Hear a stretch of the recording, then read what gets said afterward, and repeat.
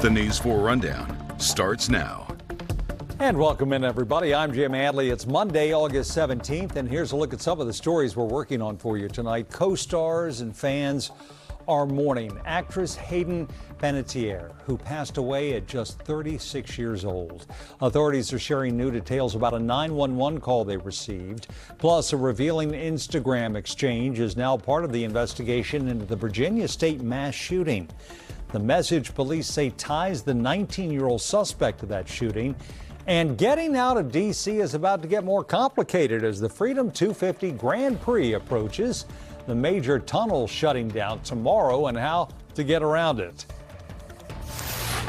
But we begin with your Storm Team 4 forecast. From a sizzling heat to heavy rain, Storm Team 4 Chief Meteorologist Doug Kammerer tracking these showers for us live tonight throughout parts of our region. Hey, Doug, how bad is it out there? Well, we didn't see it in the city. I mean, those storms moved to the north and moved to the south. But I want to show you one of those storms out there right now. This is a storm that's over Anne Arundel County. Take a look at that. Once again, not over the city. The city's fine. But look at the rain shaft there, and you can see the very heavy rain coming down. This is the storm that right now is over northern parts of Anne Arundel County. Let's show you what's happening. First of all, high temperature today of 93 degrees. Heat index at one time got up to 103. It was a hot, humid day across the area. But the good news is those temperatures have really cooled. Here's where the storms are now.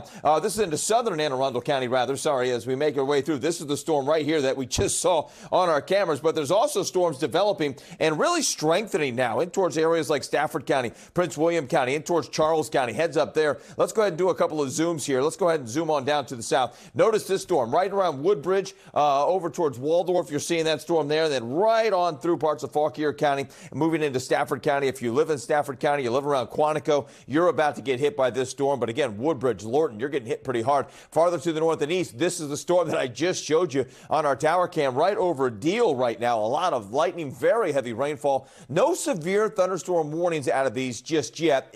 Could we see one? Maybe. But again, these are staying just below severe limits as they work to the south. Now, as they do so, cooler weather is moving in, Jim, and I also think we'll see a little bit less in the way of humidity tomorrow, too. Your Tuesday is looking pretty good. I'll show you what the rest of the week holds in store coming up. All right, we'll see you then. Doug, thank you. A Virginia woman was stabbed to death this morning in Great Falls. She was found off Georgetown Pike near an entrance to the Difficult Run Trail. Fairfax County police have not made any arrests, but they say the killing does not appear to be random. Our Northern Virginia Bureau reporter Drew Wilder has the latest. Fairfax County police tell me that someone came down the Difficult Run trailhead this morning. You see the trailhead right there. They were coming down for their morning jog. But when they got into this gravel parking lot, they saw a woman who had been stabbed to death. She was lying here in the gravel parking lot right next to her car. Take a look at the video that Chopper 4 shot earlier this afternoon. You can see the vehicle. It's that red sedan. You can see it there between the trees. This is a heavily wooded suburban area in Great Falls. Now, the car is surrounded by evidence markers. Police say that car is registered to the victim, but so far, police have not identified the victim. Police say this crime does not appear to be random, but they haven't released the name or description of who they might be looking for, though police tell me that this woman doesn't live here in the Great Falls, McLean area, but they do say she is from Fairfax County. Earlier this afternoon, I talked to a woman named Melissa Walter. She's a dog walker. She has clients up and down this stretch of Georgetown Pike. She said she's very familiar with these trails, and she says violent crime in this area is very rare. Scott's Run, Difficult Run, they're all very highly trafficked by runners and joggers and dog walkers, and very bold thing to go and stab somebody in a parking lot, not even on a trail. So my heart goes out to her family, and I hope they get to the bottom of it. Fairfax County police haven't made any arrests in connection to this case, but they are calling it a homicide investigation. One other thing of note, detectives haven't said yet whether or not the victim actually came here with the intent of using the trails this morning. Reporting from Great Falls, Drew Wilder, News 4.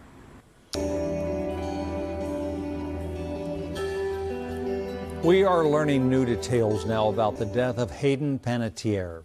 The 36-year-old was an actress and found unresponsive yesterday at an apartment in South Carolina where she had been temporarily staying.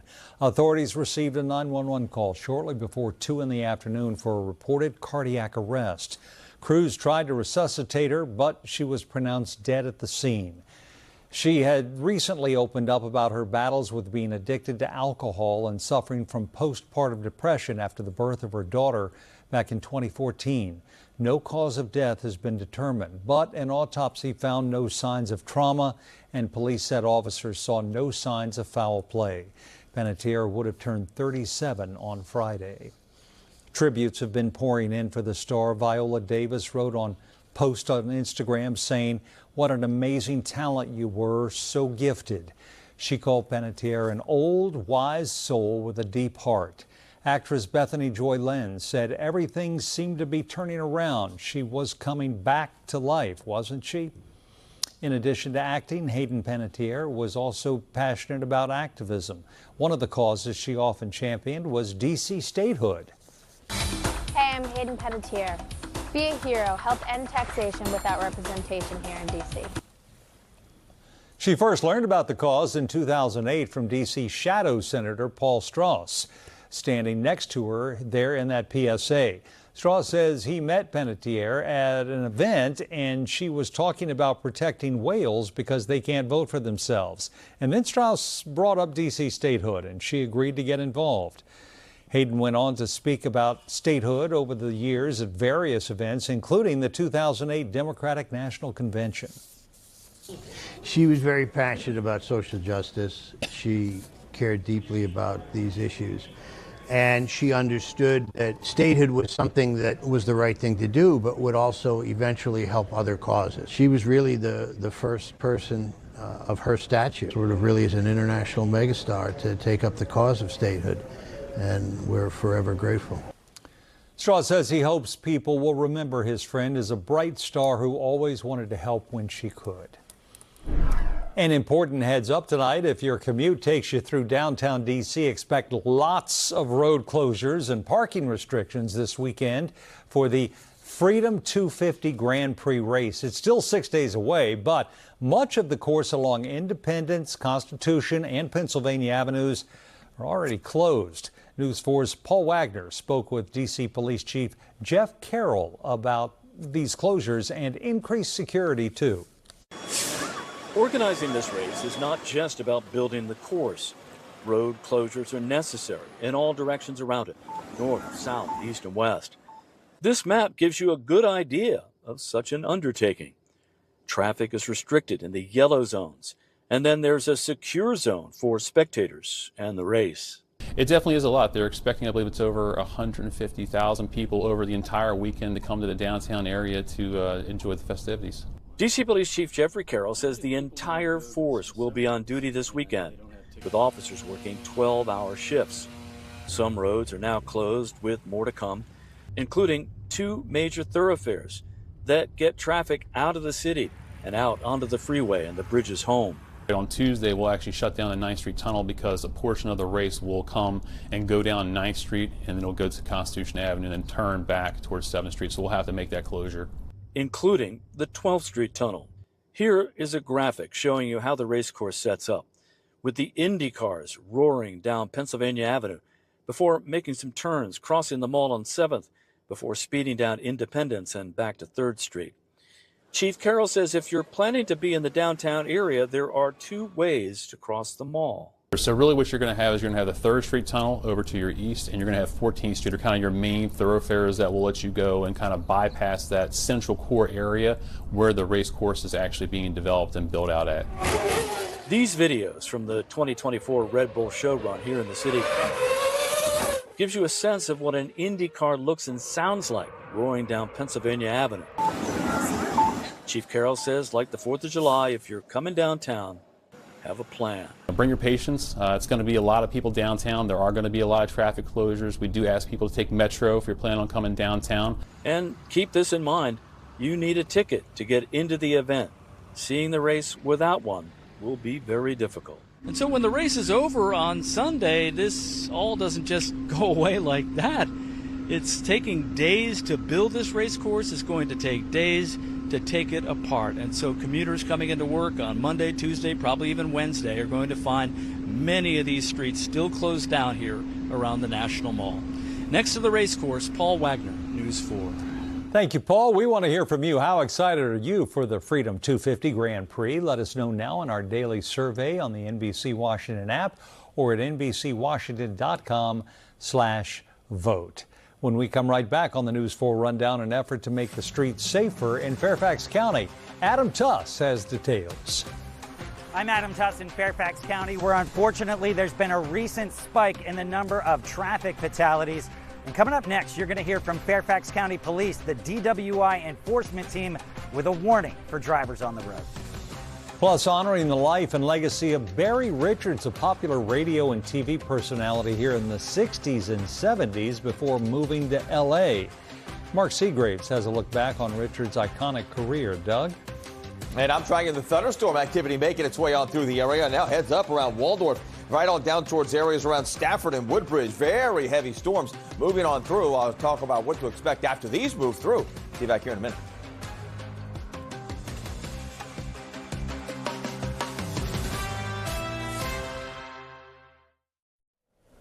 It was a deadly weekend on the roads across the DMV. 6 people were killed in separate crashes Saturday and Sunday, including 4 pedestrians in less than 24 hours.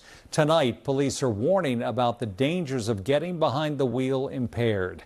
Our transportation reporter Adam Tuss is in Fairfax County, where police have a message for drivers. This is what your typical checkpoint setup is going to look like. At FCPD offices in Annandale, sobering reminders in picture form of what officers are seeing all the time when it comes to impaired driving. This driver had been going westbound, crossed into the eastbound lanes, and it actually struck 2 other vehicles. And he ended up, I believe he was almost triple the legal limit. Also here, physical reminders of close calls. This was actually one of our supervisors at the time. He was he was stopped out with a disabled motorist on the side of 495. It's like 4 in the morning. He's on his way back to the office, called at night, and he was rear-ended by a drunk driver. Thankfully, everyone was okay after that crash. These are the images of Fairfax County Police conducting DWI enforcement around the county month after month. So far this year, they say they've caught about 30 impaired drivers. It's unfortunate that we have this job, but also at the same time there seems to be no slowing down of the need for us to be out there.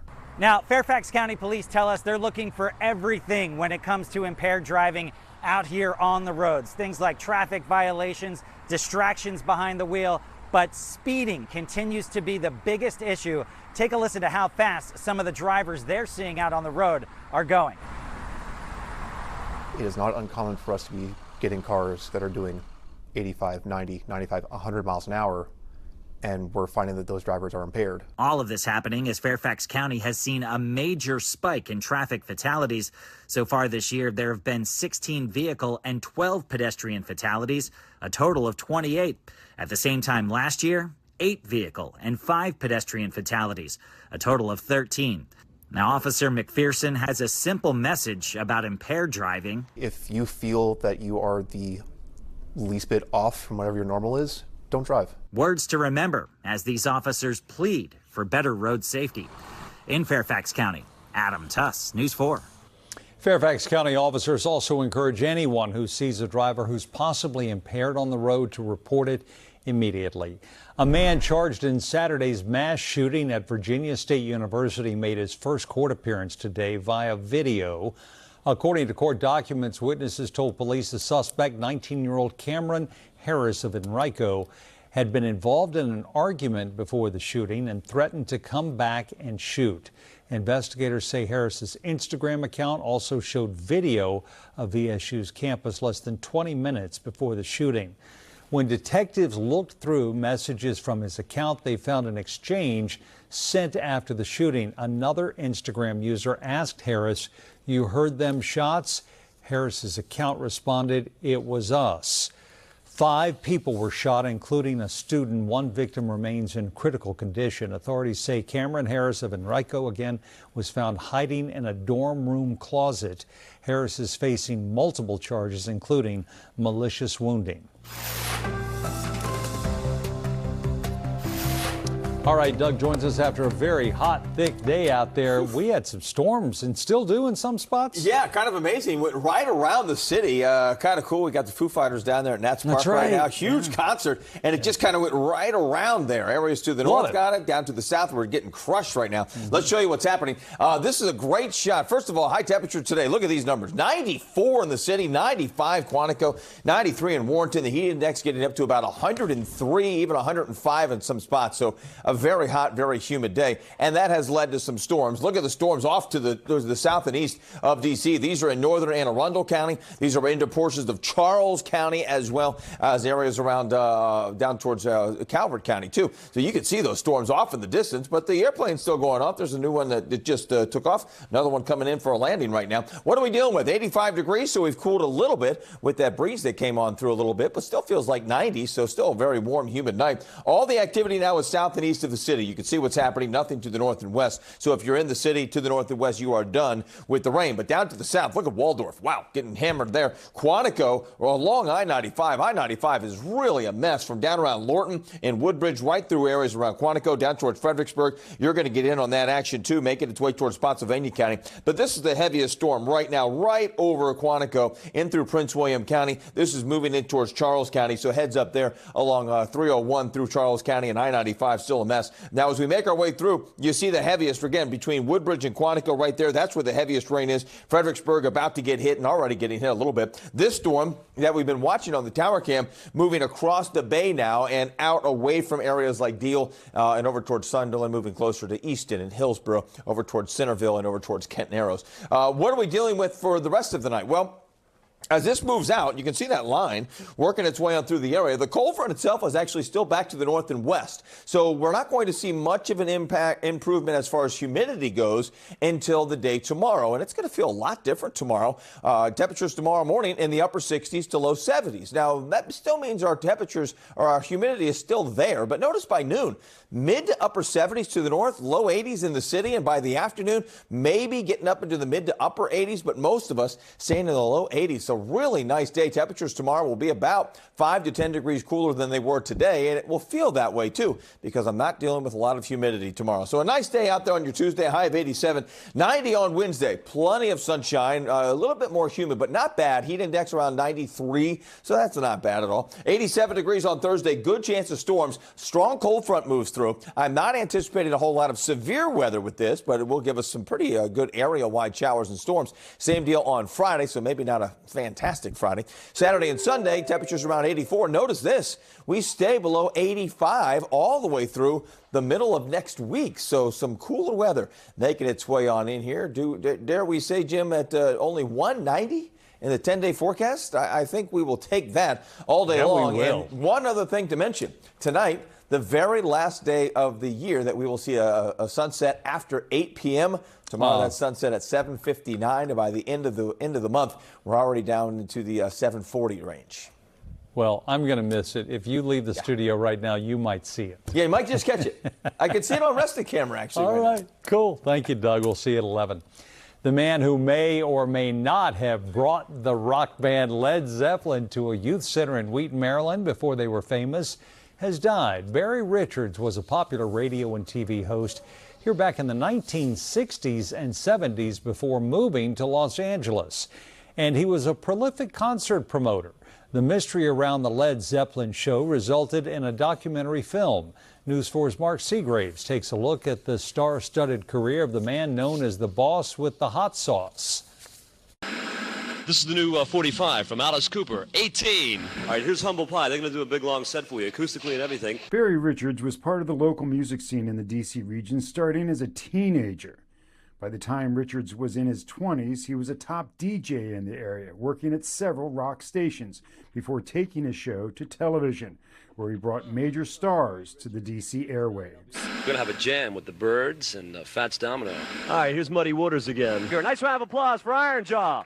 Here's Roy Gallagher. Richards was also a prolific concert promoter over the years, working with superstars including Mick Jagger, Little Richard, Jim Morrison of The Doors, Jimmy Page, Richie Havens, and The Who.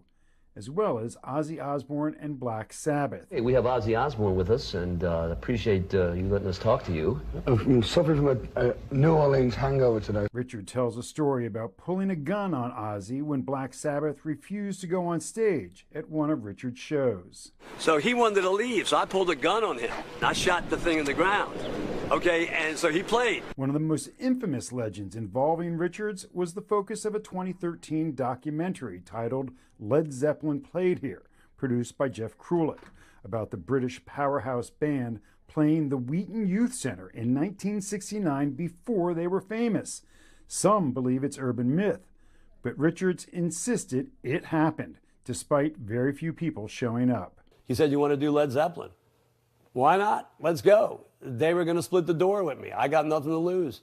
Okay, unfortunately, it was Tuesday night, and it was snowing or something, and it didn't work. Absolutely, the most music. It's your Power 98. You got your Rizar, the hunk of funk, Harry Berry. After leaving the D.C. area, Richards worked at stations across the country, shifting to disco and even hosting wrestling shows. Richards settled in Los Angeles, where he continued to work in the music industry. Elliot Kislev helped Richards archive his catalog of TV and radio shows. He was always sort of in character, and you would feel the power of his spirit and the sort of wildness that he had even in his old age, that, is sort of the spirit of rock and roll. And he kind of epitomized that, but he turned it into a business, and he was able to maintain that business through his sons, who, are legendary in their own right for what they've done in their respective musical contributions. So he really has a huge legacy, and I'm really honored that I got to be part of preserving it. On social media, Richard's family said he died of a stroke. He was 83. His son Gary writing about his father, "He lived one of the greatest lives ever." This is Barry Richards, the boss with the hot sauce. Mark Seagraves, News 4.